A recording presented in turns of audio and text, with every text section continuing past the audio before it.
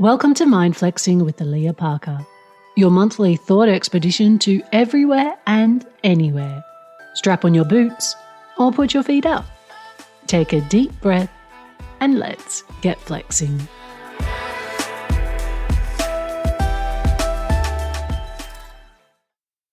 On being haunted. An attempt to explain strange coincidences at odd moments. How curious it is a split second can hold the fullness of time. It is late evening when I raise my phone and see the photo of the man sitting side on in a chair, shoulders hunched from a life spent toiling over a workbench with a tiny screwdriver and soldering iron. The figure is small in the scene, down low to the right, and while there is much happening in the photo, for a split second my eyes see only the man. His posture, his black jeans, his black hoodie and black sneakers. He is staring at something off to the left of the shot. A single thump of my heart breaks against my ribs. My father is here, alive, but where? This shock sensation is fully formed, yet within the same split second my sense reminds me that my father is indeed dead. He is here, if but a haunting presence captured by my heart. I am solemn now, breathing through a pain in my lower ribs as I trace my eyes around the moment. The photo was taken years ago. There I am in the background, also in black jeans and a hoodie. My first child just the slightest bulge in my belly. I'm doing something at a plastic fold-out table, the kind you find at a community hall or market. Perhaps I'm making a cup of tea. My husband is also standing at the table, his back to the camera.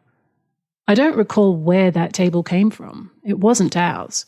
But it is our house, at least the skeletal structure of it. We're there upon the bare yellow tongue boards, beneath exposed ceiling joists and rafters, and within a frame that is open to the elements. It is autumn 6 years ago, almost to the day. And there is Dad, staring pensively at something in the garden, staring in a manner that people with Alzheimer's do. Once upon a past, he would have been full of conversation, full to the brim, for he never knew how to end one. But there he sits, frozen in time, looking out, looking content. 3 years ago in mid-March, I'd sat with my father in the garden at a small nursing home as his blue eyes turned grey. He had stopped eating, but made an exception for a chocolate paddle pop. He'd always had a sweet tooth, and I had wondered how long he could survive on paddle pops alone. The following night, in the wee hours before dawn, I was awoken by a phone call. Wrapped in a dressing gown, I walked out into the darkness of the mountains and stood under the stars as they fell from the heavens. My father was gone. I'm not a religious person. I don't believe in the gods of religious texts, although I find them interesting. I have no set spirituality, though I do see a connectedness between all things. I tend to gravitate towards us being here for no apparent reason.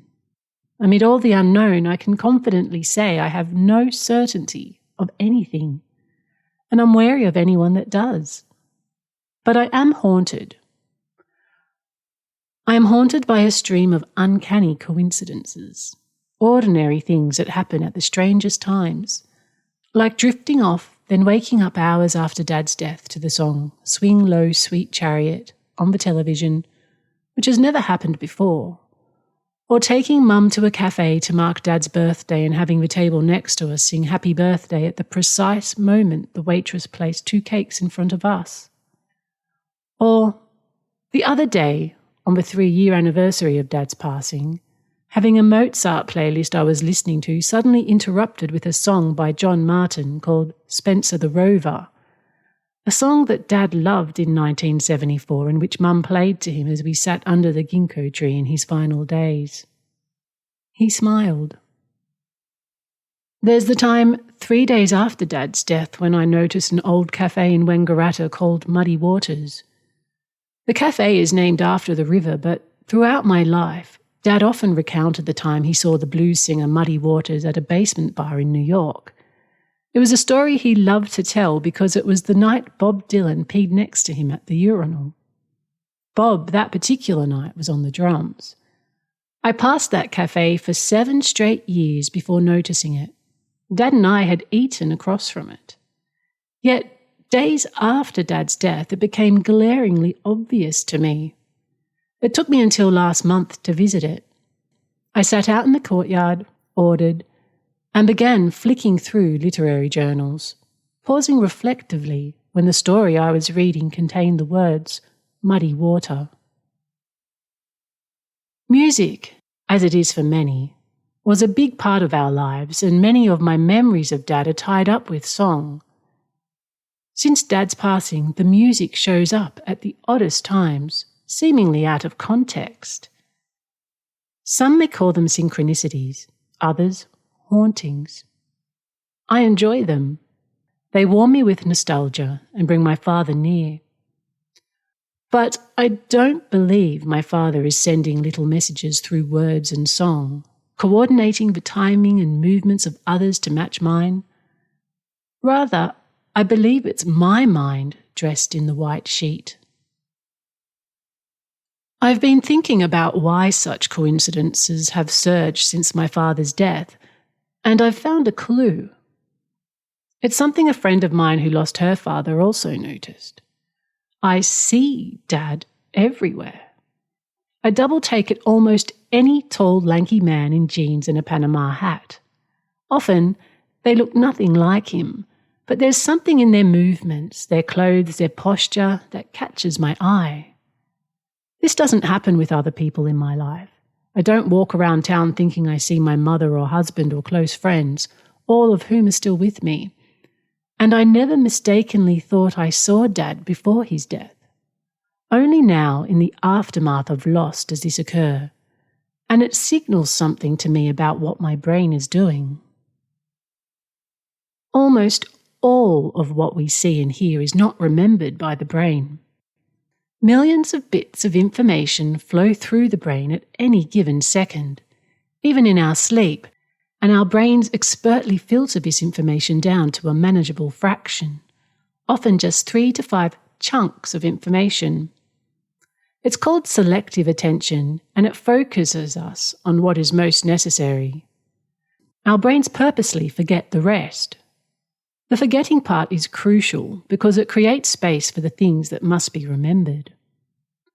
What we focus on has a lot to do with our experiences, and the more we focus on a particular thing, the more likely we are to notice those things in our lives. This happens because the neurons that fire together when that thought process occurs strengthen the more they are used, making them more likely to be used again. In essence, the name of the Muddy Waters Cafe wasn't as important to me while Dad was alive. I passed it for 7 years, it fleeting through my mind and disappearing before I ever knew it had even been there. But as neurons associated with memories of my father triggered more frequently after his death, the words took on a new weight that allowed them to pass through my selective attention and into my working memory. There is so much around us that we fail to perceive unless it is brought to our attention, and these things are not necessarily small or inconsequential. I now see connections to my father everywhere, often appearing out of context, and I'm comforted by this string of strange coincidences. They are hauntings of sorts, but most likely hauntings born of my own mind. At least, that's how I choose to explain it today. Like I said, who could ever truly be sure?